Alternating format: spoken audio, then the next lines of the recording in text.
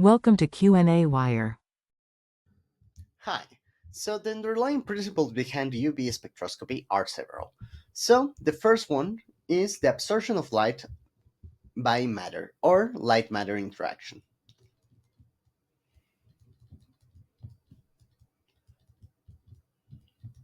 So whenever we pass through a sample, in this case whenever you're doing UV visible, you're going to have your bucket, which may be made of plastic or quartz depending on the quality of the measurements that you are required to do.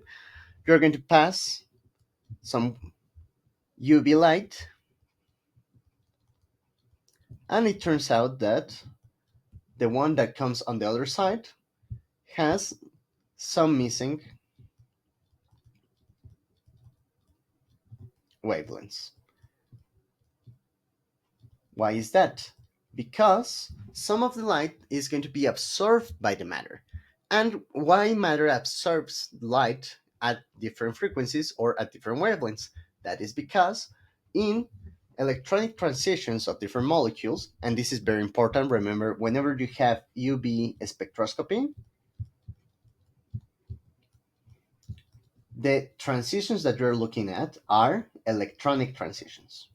Okay.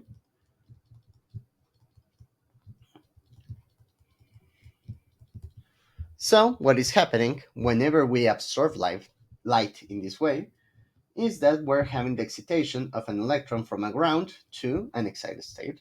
So UV light comes here, we have our ground state, and then after we hit it with some UV light,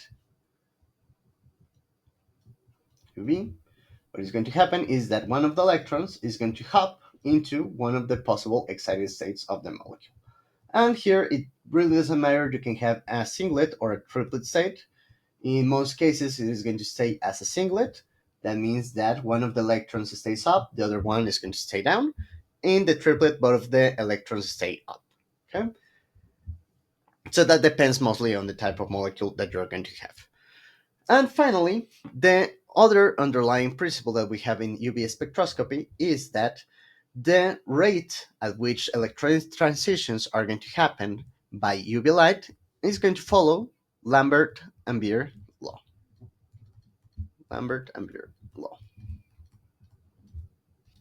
which tells us that the absorbance is equal to a molar extinction coefficient that depends on the molecule that you are going to have, the concentration of the sample, and the length of the path that is traveled. And that length is the width of the cube that you're employing. Most of the cubes are going to have a length equal to 1 because that's the way that Lambert and Beer law is easier to calculate. Finally, the only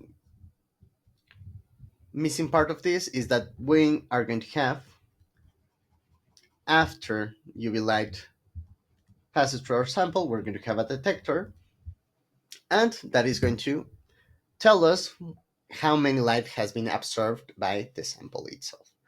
So why is this technique useful is because it allows us to differentiate different molecules, because different molecules are going to start absorb light at different wavelengths, and also different structures, whenever you have the same molecular formula, are going to have different ground and excited states. So the absorption spectrum is going to allow us to differentiate between this type of molecules.